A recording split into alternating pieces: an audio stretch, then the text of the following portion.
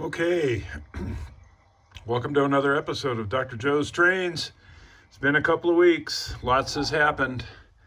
So as usual, we start back here, behind the scenes, sort of the back lot, I guess you will.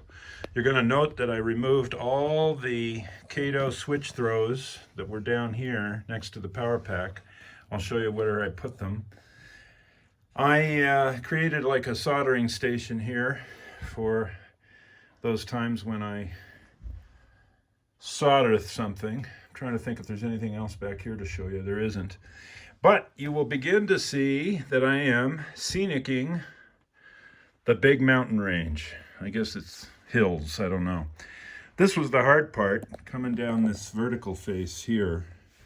But I had a blast doing it, and you can see the hot glue gun there. I finally learned that hot gluing was better, even though I'm giving my fingers blisters. And you can see that the entire range has been painted. It's called Royson brass. It's kind of a, well, it's an earth tone. And that's what I'm going to do. And that'll, the Scenic, which is coarse foliage, I guess you call it, will cover up most of it. And then I've got some tunnels to build, and I'll get to that soon. You can see that I extended the reversing loops. The one in the foreground here is much longer than the one in the background, but that gives me some options. And remember, they will be completely hidden by a second level.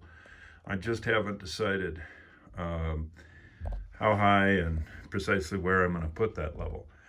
I experimented with some cement, some DAP cement, and created a road here with some oil stains. Kind of happy with that. And the intent, I think, is to come around and put in a station. I'll show you that in a moment. All right, so here is kind of where the station's going to go. So the road will take you to the station, and then there'll be a station here, a station platform. There's the beginning of the longer reverse loop.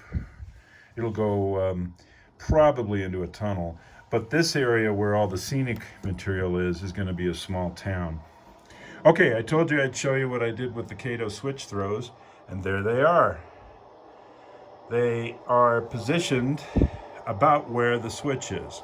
So this one controls this switch here.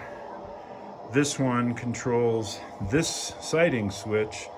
This one controls the crossover, and so forth. All right, next. I bought two of the caddies, I guess you'd call them, the holders, for my Digitrax controllers. Very happy. Now they're off the ground and accessible. All right, next. Yeah, more switch throws down along the side here. You can see them. You can see that the mountain is painted all the way up to the mystery extension. All right, now, what did I use for the road? Well, let me show you if I can get at it here.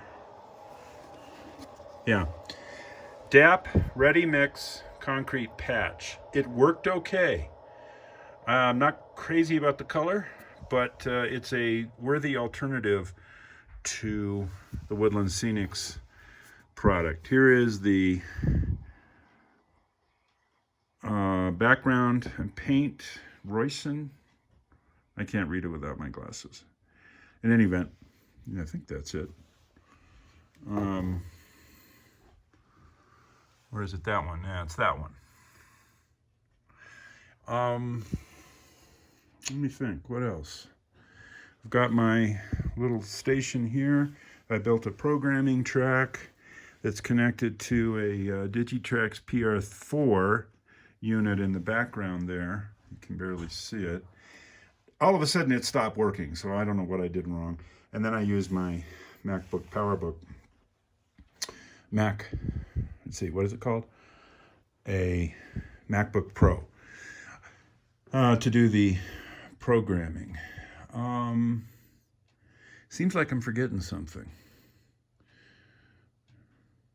Caleb, I tried to put up one of your stickers, but it wouldn't stick. It fell down and ruined. So if you want to send me another one, that'd be good. Let's see, what else? I think the last video pretty much had all the other updates. Just trying to think. Well, one thing I did do that I would recommend, I'm using graphite to stain the track. So it's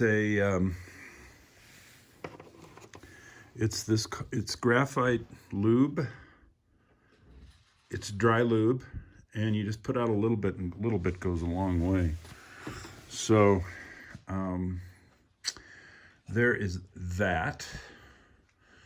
I'm trying to think if there's any other updates. Yeah, tell me if I'm missing anything. I've got a lot of work to do on that mountain. It is slow going. That piece of Scenic that I did already took me 3 or 4 days. One little clump at a time. Yeah, I'm trying to think. I guess that's it. So I don't want to make it too long. I'm at about 5 minutes now. So I'm going to wish everybody a very Merry Christmas. I think we're still allowed to say that. And definitely a Happy New Year. Safe and happy. We're still open for business here in Wyoming. God bless. Although I imagine it'll shut down like the rest of the country seems to be. Yeah. So that's the update. Oh, by the way, these engines in the foreground, I tried to reprogram them, and now they're dead. So I've got a lot of learning to do. I'm using JMRI on my MacBook Pro to program a lot of things, including the engines. Okay, folks, happy holidays to everyone, and we'll talk soon.